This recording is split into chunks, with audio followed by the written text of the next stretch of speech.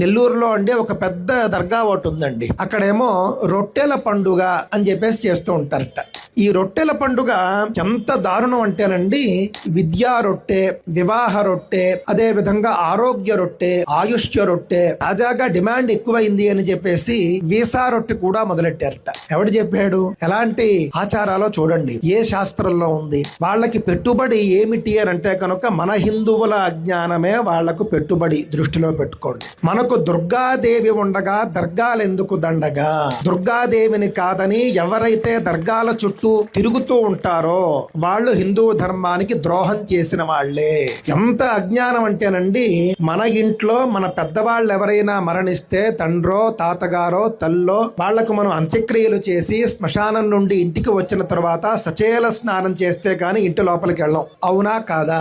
అలాంటిది ఒక పాషండు, ఒక వేద నిందకుడు, వేద మతాన్ని దూషించేటటువంటి వాడు, హిందూ ధర్మానికి ఏదో ఒక రకమైనటువంటి హాని చేసినందుకు గాను అసువులు బాసి దర్గా కట్టించుకున్నటువంటి వాడు, అలాంటి దర్గాకు వెళ్లి దండం పెట్టి మీరు మొక్కి మీకేవో కోరికలు తీరుతాయని చెప్పేసి ఇంటిలోకి వచ్చేస్తున్నారే, కనీసం కాళ్ళు కూడా కడగకుండా అలాంటి సమాధిని దర్శించి వచ్చేస్తూ ఉన్నారే.